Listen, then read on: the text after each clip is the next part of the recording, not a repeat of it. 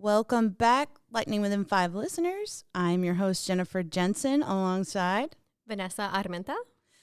Yes, it's true, everybody. This is the first episode without Alvarez, but Vanessa is a very awesome replacement. So, Vanessa, tell our listeners a little bit about yourself. Hi, I am the Community Engagement Chief for Tyndall Air Force Base. I have been in the Panama City area for about 3 years now, here at Tyndall for going on 2. And I am married to an active duty PJ. Yes. So when Vanessa first got here, she did not grasp the badassness of her husband, and we had to explain it to her. He's told her a million times, like, he is pretty much Captain America.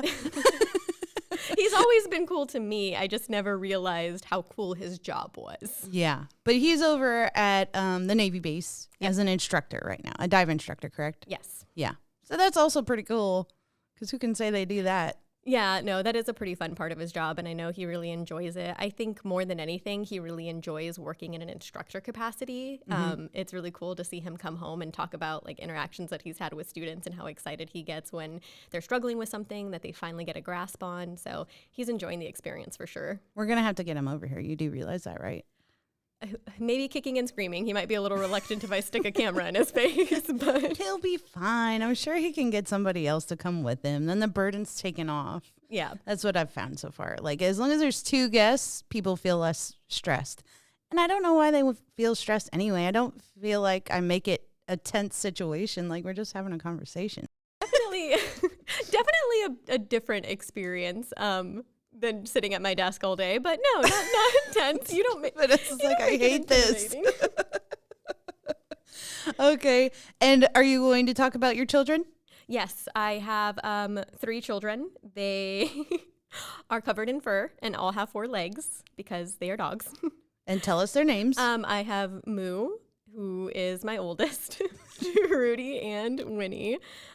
We just adopted Winnie 2 years ago. She is a rat terrier mix, and yeah, they're a bit of a handful. They're about as much of children as we can handle right now. I feel like between the 3 of them, I have like a toddler running around. Someone's always got something in their mouth or marking up the walls or something. So I can almost guarantee you that all the parents that listen to this podcast are okay. So Vanessa has been in public affairs for 2 years now. It's been a glorious 2 years. I love her. She started as our official Tyndall Rebuild person. She took my old spot, and primarily we just covered rebuild, right? yeah, so a lot of what I do is coordinate with the staff over at the Natural Disaster Recovery Division. I would go out on these active construction sites and take photos of people working, provide updates in regards to what specific facilities will look like and their timelines as to when they'll be complete. It was great. I really enjoyed it. I loved being able to work in a more creative capacity as far as taking photos and videos, but sure. I will say I do not miss that helmet hair. No, and the heat. The heat. Man, if anything was happening out on the flight line or relatively close to that side, I don't know why the flight line side of base feels like it's 1,000,000 degrees So much more. hotter. I don't understand the science behind it, but for some reason, the second you go under that underpass, it's like a 10-degree increase. It's so bad. So Vanessa and I both know the struggles of going out trying to capture the perfect image or story, but also sweating profusely. It's not a good look. So now we both are in our own offices. She does amazing things now, and you're more focused on the community now. So tell us a little bit about that. As much as I enjoyed covering rebuild, community engagement just aligns a little bit more with my professional and educational experience. I work with community leaders and civic leaders just to maintain the relationship between the installation and the local community. I work with the honorary commanders who partner with our squadron commanders and provide tours for local schools, ROTC groups, just trying to get them familiar with Tyndall, its mission, and how it ties into Big Air Force. I think it's beneficial, though, that we started at Rebuild, and then you went to community engagement, and then me being media, I know exactly where I need to take all my media reporters. Yep. And you know exactly where to go on your tours. So it has been a huge help, just understanding and navigating the layout of the base, because I'm sure, like everybody else, it can be stressful figuring out where everything is and what roads are closed versus what. It's something we all have a lot of experience with at this point. Yes. But it's very cool to be able to be a part of the history being made here. The fact that this rebuild is the largest military construction project within Department of Defense history. I find that when I bring people on for tours, they're always really interested in that fact and always want to know what facility is what. So having that rebuild background has been super beneficial. Yeah, 100%. They all find it so fascinating, and we're like, okay, can it be over with now? We don't want to talk about it anymore. We need something new and exciting. About all the re-roading, I was at a checker flag meeting yesterday, and it was so amusing. They were trying to explain to everybody in the room, none of which are Tyndall people, right? How to get from the OG building over to the checkered flag complex. Mm-hmm. And everybody just looked like dumbfounded. And finally, Scotty was like, just follow my golf cart. It'll be fine. Yeah, I honestly have a lot of respect for the ground transport drivers. They drive us around for tours, and they're navigating this base like it's no problem. Meanwhile, even with my rebuild background, I'm like, how did you know that road was closed? How did you know that was there? How to get there, that shortcut? So, exactly. Yeah, thank goodness for them, because I am also navigationally challenged and could not provide directions whatsoever. So you're saying if somebody dropped you in the woods, you would just be totally clueless? Absolutely. Even if they like drove you into the woods? Oh, yeah. No, I probably was on my phone the entire drive-in, so... I love that.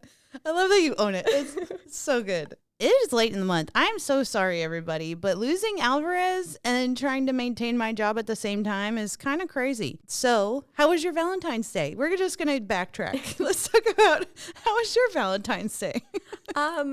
I am trying to remember what we did for Valentine's Day. Wowzers. I honestly think, not too much excitement over here.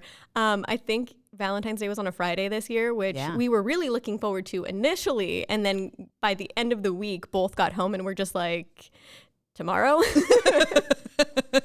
Can we just nap? Yeah. So and say I love you? I think we ended up calling Valentine's Day pretty early Friday night, and then woke up the next morning and kind of did like breakfast and went out to dinner and did all our Valentine's Day stuff Saturday. My husband and I are also big horror movie buffs, and so we kind of just watched all our favorite romantic themed horror movies.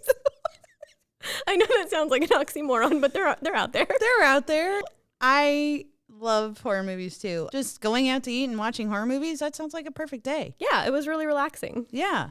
My husband, bless his heart, he knows I love Valentine's Day. I know it's, commercialized, whatever. I don't care. I love the hearts. I love the pink everywhere.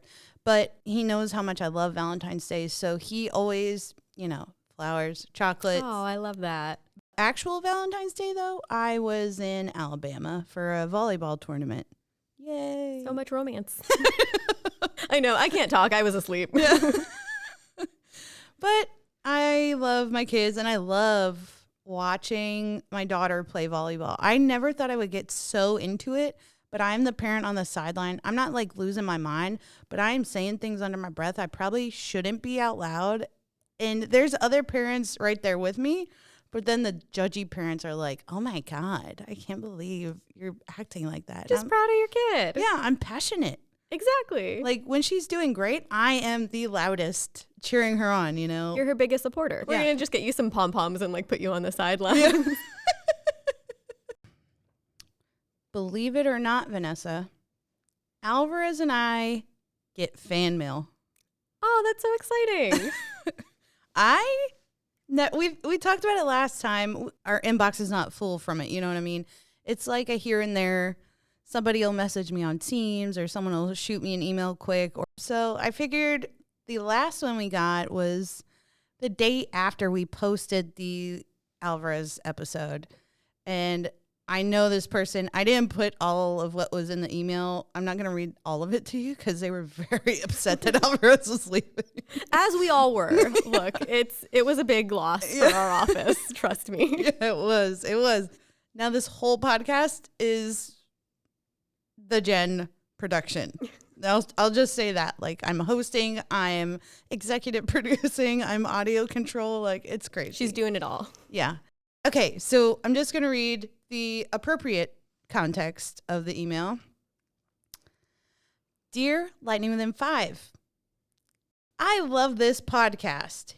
You are nothing, big letters, like other Air Force podcasts. No offense, Air Force.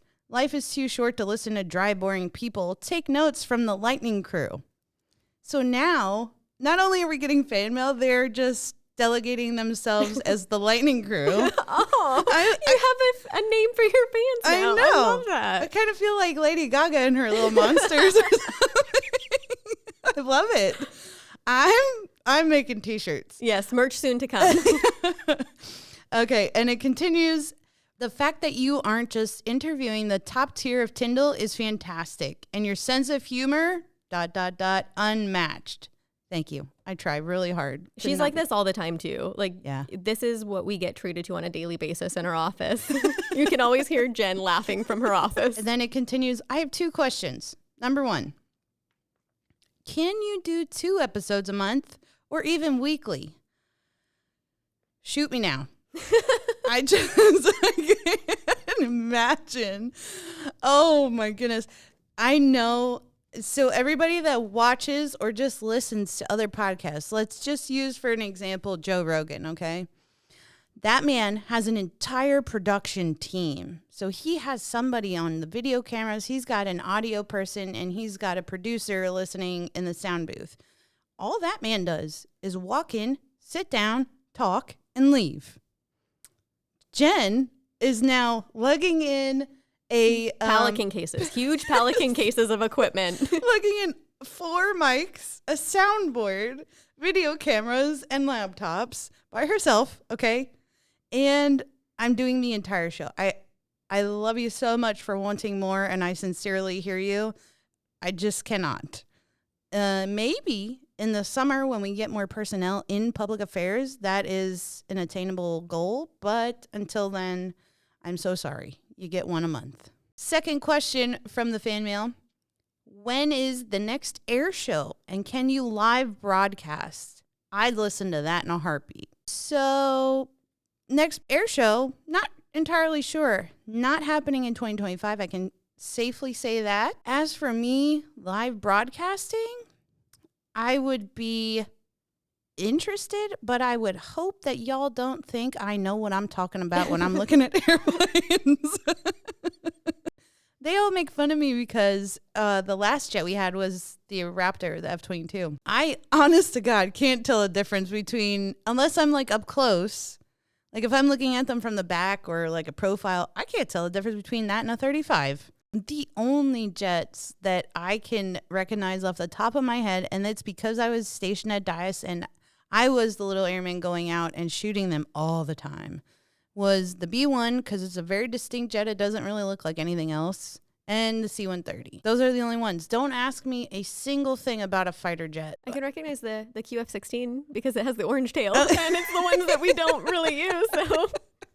But to answer your question, I would love to live broadcast. I would love to just pick people attending the air show off the street and say, hey, come talk to me. You know, what do you think of Tyndall and what do you think of the air show? So man on the street interview. Yeah. So it could be a doable thing. Will it be live? Not entirely sure. Because a lot of things can go terribly wrong. Yeah, that's fair. Especially if you're interviewing like random members of the public. Yeah. You never know what people are going to say. Yeah. Anyway, that was the fan mail. Please send it. Please send it. I don't care if you know me on a personal level. I don't care if you are a new listener. Send me some fan mail. I love reading it. And it helps me grow as a podcast host and producer. If you would like to send me any little tidbits, Jennifer Jensen 13. That's all you need to know. This month, we have probably the coolest special guest that we've ever had. She's definitely one of my favorites. Yeah. As they both are. Yeah. In honor of Valentine's Day, we will be talking to our very own Captain Ieva Bytauberg and her wonderful husband, Lieutenant Jacob Bytauberg. And they're going to discuss with us what it's like to be mill to mill. Vanessa and I can talk about being a military spouse. I hate the title. I hate it with a passion. I especially hate dependa. Yep. Because both you and I are very independent women. Absolutely. And we, work, we take care of the house, all that good stuff. So I feel like having the title of you're a dependa is insane. I don't like it. And I refer to myself as a veteran before a dependa. So as you should. I mean, you did serve. So it was one of the things that, I'll be honest, I don't come from a military family. My grandfather served 20 years in the Navy and retired long before I was born. So it was just not something that I had experience with. And then meeting my husband and learning about just military community in general and finding out what dependas were was something that made me nervous because I do identify as a very independent person. And I think most military spouts can identify with the fact that there is a little bit of forced dependency, yes. just because you're moving so frequently.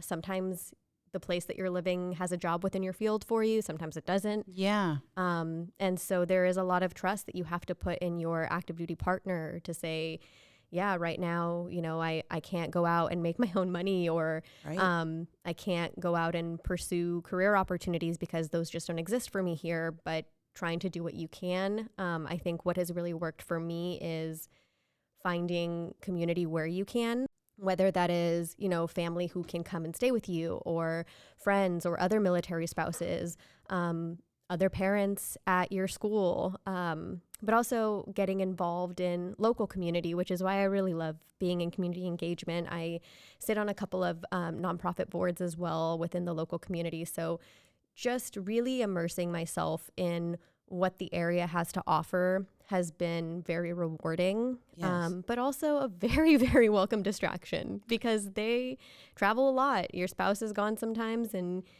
sometimes you're working, sometimes you're not, but having things to turn to or people to turn to has been very helpful. 100% I agree. And I think any spouse can say the same thing. You always have, especially if you've been in it for a hot minute, you always have one base in particular where you feel like your community is your second family. I had that in Tampa when we were at MacDill, and boy, do I miss it. Boy, do I miss it. I had the best time, and everybody that was in my little community was a civilian. So I didn't have to worry about them leaving or anything. They're still all there. I still go visit them. They are my second family, and I would never have met them had Jared not been active duty. So I am very thankful for all the relationships that their career, the active duty person's career, brings.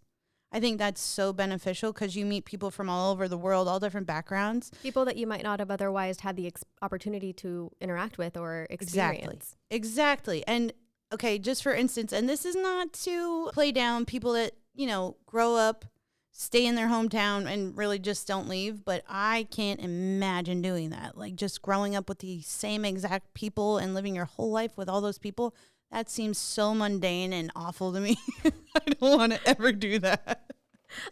For me, I always knew that I wanted to explore and leave. And while I am thankful for my hometown, and I feel like growing up I'm from Albuquerque, New Mexico, really helped shape me into the person that I am. Yeah.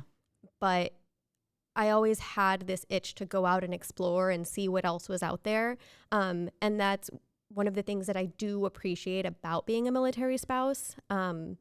We often talk about the difficulties of moving and traveling and all of that, but there is also so much benefit to it. Right. Meeting people that we might not have otherwise gotten to meet, seeing places that we might have not otherwise gotten to go. Just having the ability to move and explore and not just visit communities, but really become a part of that community. Yes. Is something that I definitely appreciate. Yeah. 100%. But you'll be with us for at least one more year, right? Yes. So my husband actually extended so that I could apply for this position. Otherwise, we would be leaving next month. What? Which, yeah, is crazy to think about. And we will be here up until 2026. Thank goodness. Yeah, I'm excited. It's as much as I do like the moving and the exploring, it's kind of nice to stay in one place. And before we were in Valdosta, Georgia, we moved apartments multiple times. We purchased a home here. Yeah. And we have not moved. So that I've enjoyed that part of it, that just having a consistent place to go to and call home and having the ability to kind of decorate how I want and set things up. It's been nice. It's one of those things, again, where pros and cons. Are there parts about it that are difficult? Yes. Are there parts of just general marriage that are difficult? Absolutely. Yeah.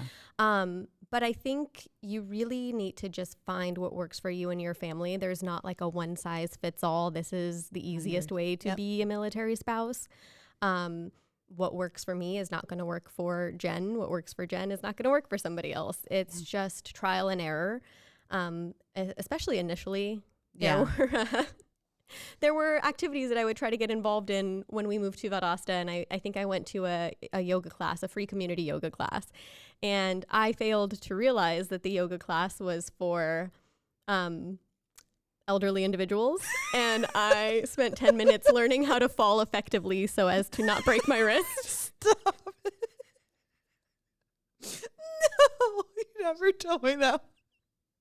All right, let's wrap this banter up, Vanessa. Listeners, if you like Vanessa, let me know. All right, stick around and we'll be right back.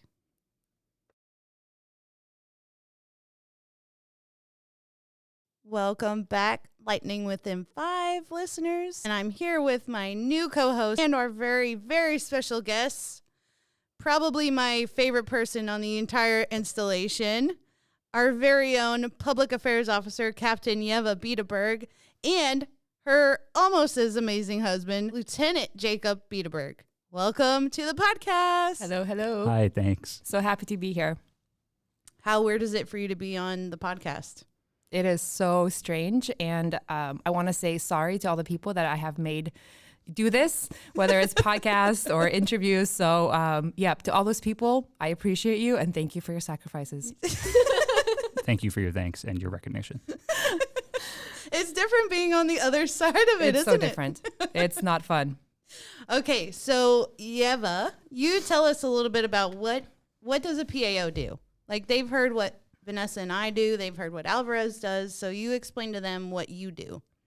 Yeah, so obviously it's going to be very different depending on if you're at the wing or at the MatchCom or at SAF PA, for example, or some of the other places that PAOs go. But pretty much what PAOs do is we provide PA support, advice, and counsel to commanders.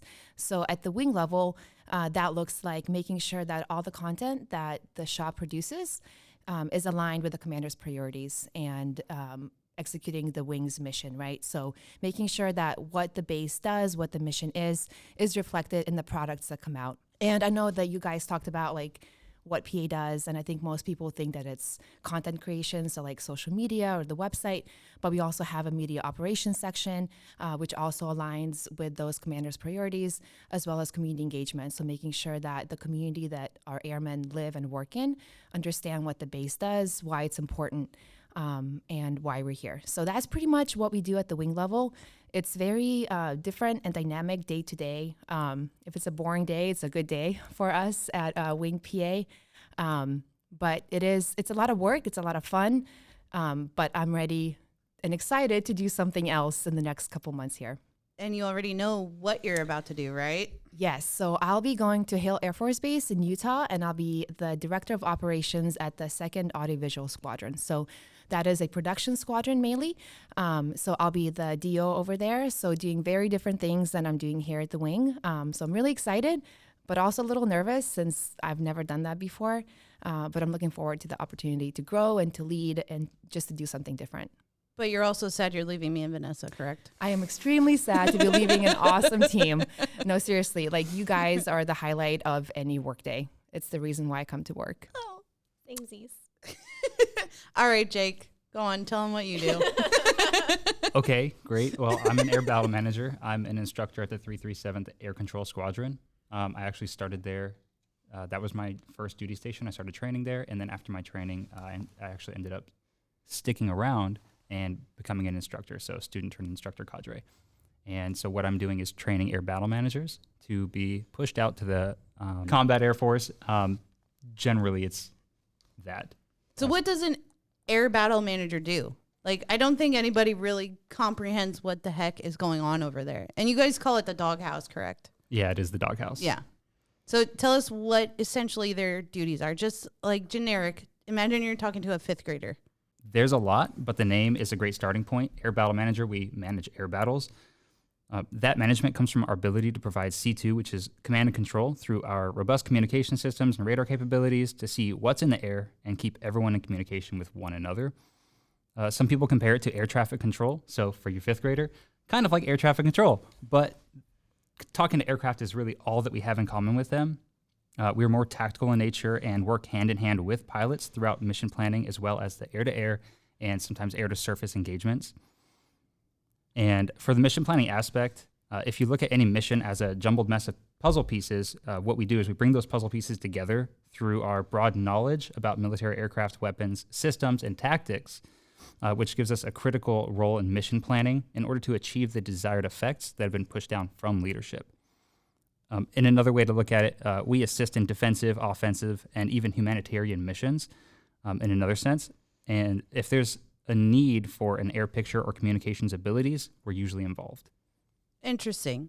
Like, should a deployment or even like a world conflict scenario happen, you guys are crucial to accomplishing the mission, correct? Absolutely. Yes. We will be there.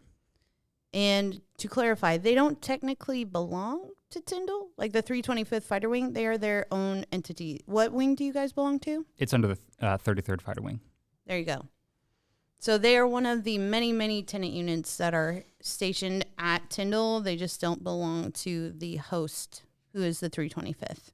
That's correct. What's the best part of your job? Right now, it is the absolute knowledge that I've accumulated while getting trained and while training here at the Air Control Squadron. So when I leave here, I'm going to be able to bring so much, like hundreds of thousands of dollars worth of training to the Combat Air Force. And Nice. I'm excited at the fact that I know what I know and that Yeah. I can bring that to the fight. Nice. Nerd. Yeah. I wasn't always a nerd. The Air Force made me this way. Now that we've gotten your job explanations out of the way, let's get into why we're doing the two of you on this podcast. The focus is military couples. Vanessa and I talked about being a spouse to an active duty member and being a quote, quote, dependa, which we discussed. We hate that title, okay? But essentially, we brought the two of you on here to discuss what it's like being mill to mill. But before we get into all the nitty gritty, how did you guys meet? I'm going to let Jake take this one. My perspective is better anyway. Okay. We'll see about that. So I'm just working out at the gym. This is in Hawaii. I was just out of high school. And I had a buddy that would work out with me. We worked out pretty much every day. So we'd go to the base gym and get our workout on. And so we'd be there for like an hour, hour and a half, just, trying to get buff. And I had no thought in my mind that I wanted to meet someone, but I saw Ieva in the gym. And she had my attention. And I was looking at her. And I was like, I want to get this girl's number. So I chickened out and decided not to. But I eventually decided to go back in, and luckily she was still there. I walked straight up to her and asked her for her number. Nothing else. He forgot to ask for my name first Yes. or say hello or anything So like it a was normal just like, person. What's your number? Exactly. No, it was, can I get your number? Wowzers. I didn't demand it. I asked. Smooth. Anyway, I had to pronounce her name correctly first, which was her condition. And he And- did not say it right, but he looked No nice one- enough. No one says it right. So I was like, you know what? I'll give this guy a chance. So, and the rest is history. That's Yes. so adorable. That is really cute. I don't Yep, think I've couple ever of gym heard rats. the story of how you guys met. Yeah, So, yeah, but you joined the Air Force first. I did. I joined back in 2016. Okay. And so that means Jake, you were a dependa. Absolutely. For about 6 years. 6 years? Yep. Yeah. Oh my gosh, I didn't realize it was that long. How was that for you? I honestly don't think I know any male dependents, so go ahead, explain. It was good overall. It started out like I was enjoying myself. I could really do whatever I wanted, and finding a job wasn't necessarily hard for me because I could just do whatever labor job I wanted to. I enjoyed just doing physical labor. Not like that kind of sounds weird, but like That is really weird. Who says that? Said no one ever. I go running regularly and I enjoy myself. At what so- time? We heard. At what time? 4:30? At 4:30 in the morning. Did you do it at 2:30 a.m. the other day? You It was weirdo? 3:30, okay? Okay, that's excessive. That doesn't make it any better. Go back to bed, sir. Be a normal human being. It's good for me, okay? All right, back to being a dependa. So 6 years of that, it wasn't bad because I could just pick up a job and work that job, but I didn't like that I wasn't getting compensated well. And I'm 6 years in and I know that I have nothing to really show for it. I don't have a career started. I'm not building up anywhere because I'm moving. Right. And I have to start fresh every time I There's go no somewhere. career progression. Exactly. Yes. So and we moved like every 2 years, which I know is not common, but it's really hard to start over every 2 years Yes, for it is. a military spouse. Yeah. So that was really tough on him. Yes. that's what drove me to finding a career that would work with my wife's career. So when you join, I don't know how it is for officers, like her telling me about how you guys have assignment managers that are like, where would you like to go?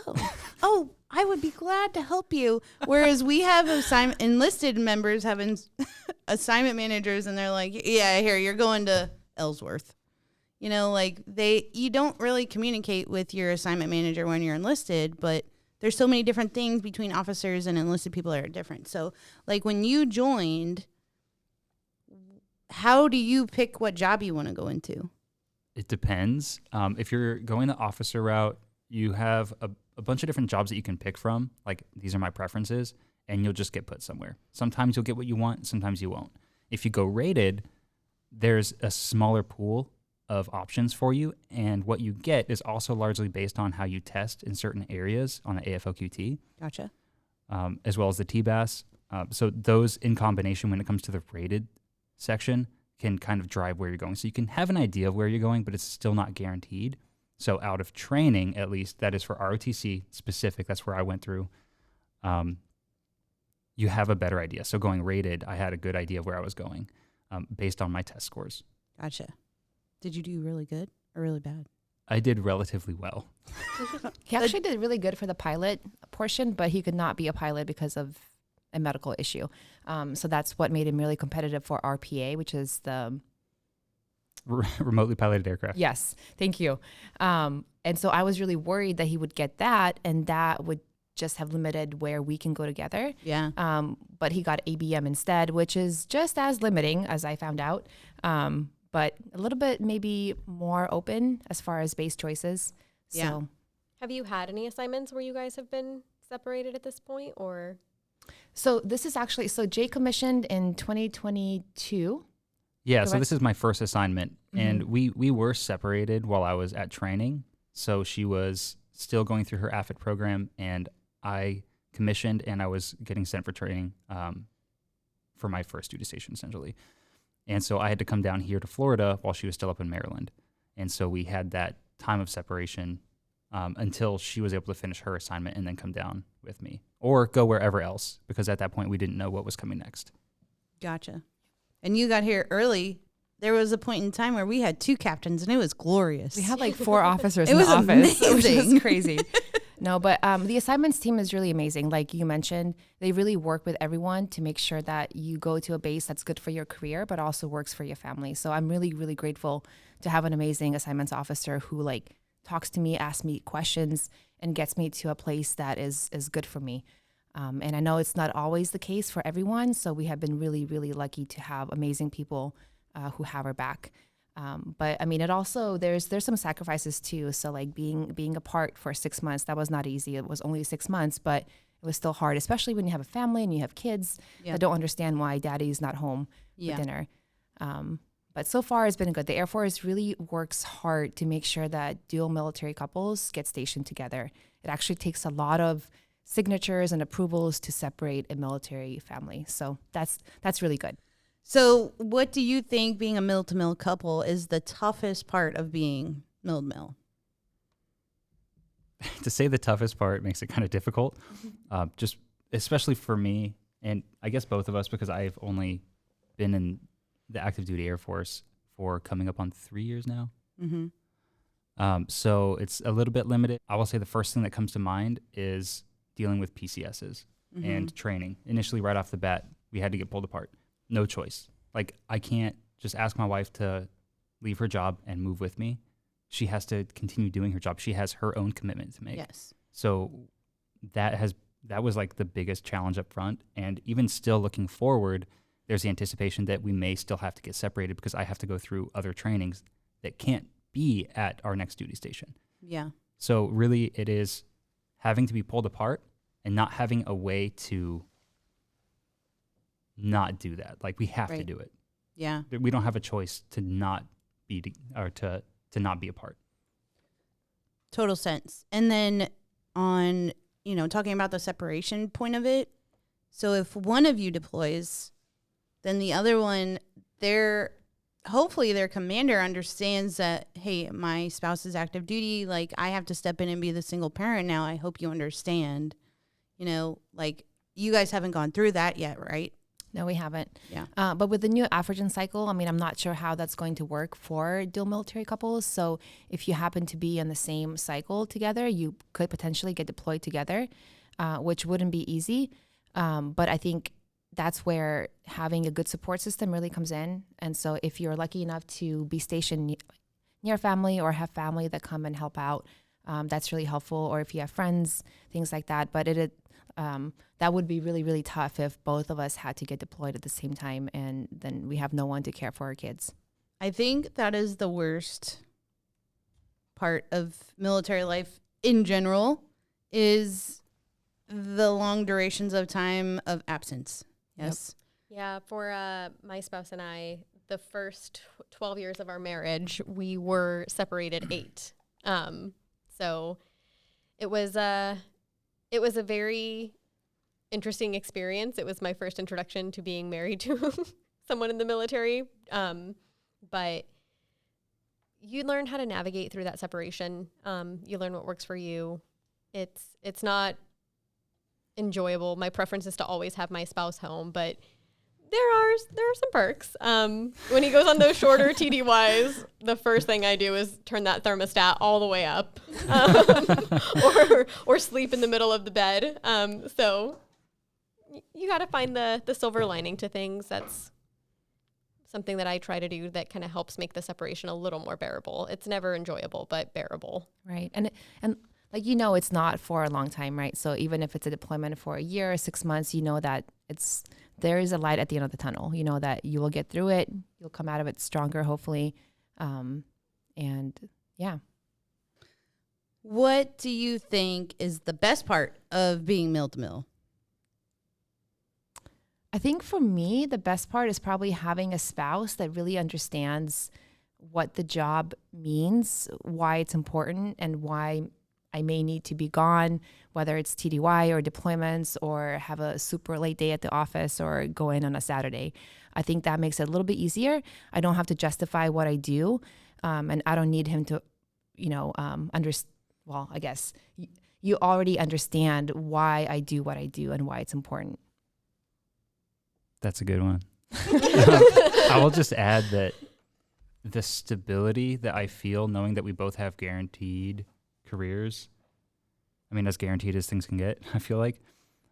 And it gives a lot of comfort knowing that my kids will be taken care of, that we're taking good care of our kids. Like, we don't have any uncertainties, really.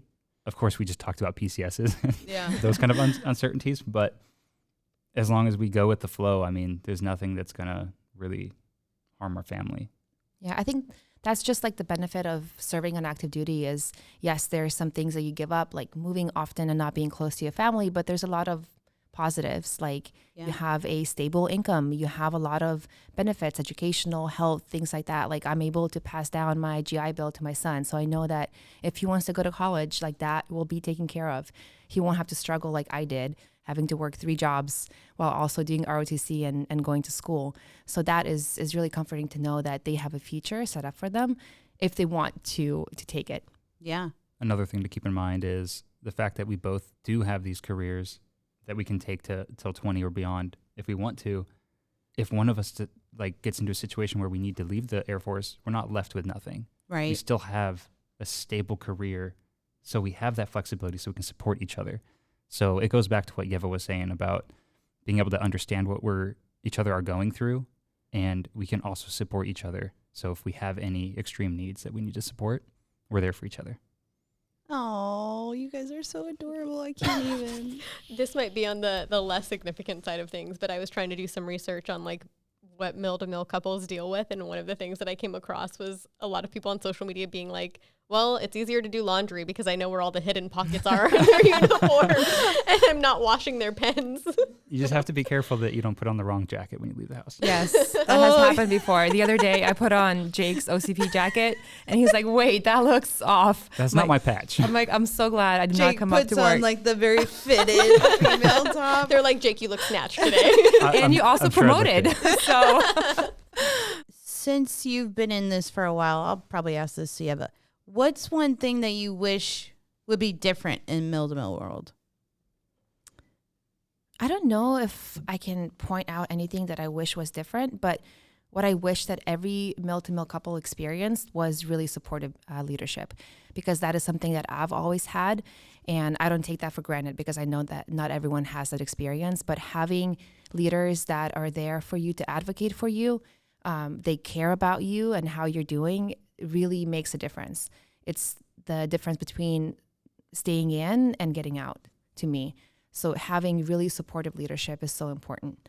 And I've been so lucky to have that throughout my entire career. This is my first job in civil service, and I've worked in more so in local government. And I wasn't really sure what to expect, but Jen hit the nail on the head. It's going to be really hard to say goodbye. And while I am excited for you to go on into your next chapter, I think, supportive leadership, that's exactly what you've been. So Aww, it's very bittersweet. You're so sweet. What's the biggest piece of advice that you would give, let's say, a young mill-to-mill couple? I mean, we are a young mill-to-mill couple. What are you implying? Stop it. Stop, you millennials. Stop. I still mean, young like a 20-year-old Okay. that just got married to another mill. I think I would say just be flexible and have a really, really good conversation with your spouse about like, what are your career goals? What do you want to achieve while you're on active duty? And have a good understanding of that. And then also have that conversation with your leadership so they're tracking as well. So they can advocate for you to go to X location, X base, whatever. But I think that's really helpful, is just knowing what your goals are, because you may have to sacrifice maybe going to a location that doesn't have the best job for your career progression, but it keeps you together. Yeah. So I think just knowing that is really helpful. And then Jake, whatever you want to add. Yeah, I was going to talk about just the fact that you need to be communicating with leadership. Absolutely. Just going to second that. It's not too terribly often that you get dual mill. It does happen. So we have processes in place and we have people that understand our like this kind of situation. And so you have people looking out for you, but it doesn't happen so often that it's a norm. So it could get overlooked. So make sure you're communicating and advocating for yourself and your family to make sure that you do get what you need. And so that it's not too late and then there's flail at the end trying to make something work that should have been easy had it been communicated early on. So early communication and often communication is very important when it comes to getting what you need as a family that's dual mill. Why did you join the Air Force? Go for it, Ieva. So I grew up as a military child. So my dad was in the Air Force. He retired at 24 years. So that was always kind of in the back of my head as an option, but I didn't really decide to join until I was a sophomore in college. And mostly because I realized that it's tough out there. Life is tough. Yeah, and why not try the military? And also too, growing up, I got to live in a lot of really cool countries and leave my home state and really see the world and get a different perspective. And so it felt like a good way to kind of give back for all the things that I got as a dependent. But it was also job security and some of the benefits that come with that. So when I was a sophomore in college, I decided to join ROTC, and I did that for 3 years and then commissioned. Nice. Did you always have PA in mind, or did you have a different career field when you set out? So actually, the first job that I got offered, which I got offered 2 jobs, which is not really common as a cadet. Usually you just get what you get. But they gave me the option between ABM and PA. So I had 15 minutes to decide if I want to be an ABM, goodness. right? So I called my dad. I was like, hey, what is an ABM? I have no clue what they do. And he kind of explained it. And I was like, that sounds terrible. I cannot do that. It really does. Like, I know Jake just explained it, but it sounds awful. Yeah. And like, I don't like talking on radios and like, or whatever. And As you're on the podcast. Exactly. This is not my forte. And I was like, you know what? PA seems awesome. And I was a journalism major. So I'm like, that's, in my wheelhouse. So I was like, okay, I'm going to do PA. So that was it. Well, for me, it's a bit more basic, I guess. It was kind of wanted a good job, and I was just thinking what actually works with the military. And we knew actually a couple of families that were dual mil, and having seen their experience, I had a positive idea of what it would look like if we gave it a shot. And I knew that the Air Force would be a great career. So that's what drove me to it. It was really trying to find a career and seeing that it was a great way to go. So I pushed that direction and decided to go officer, of course, because Ieva's an officer. I joined the Air Force because I was terrified of being stuck in my hometown the rest of my life, like 90% of the other graduates that were there, or at least that state, right? But also, I didn't want to burden my parents for my college education. So I wanted to earn it myself. So that's what I did. That's awesome. Yeah. And those were literally the only 2 reasons. All right, Team Bytauberg, thank you so much for being my guest. I know it's weird being on that side. Maybe not for you, Jake, but for Ieva, I know it is. We don't want you to leave, but thank you for being on podcast. Of course. And honestly, like I usually don't look at people in the face when I talk to them. So it is still a little bit weird. Thank you for having us. Over the radio.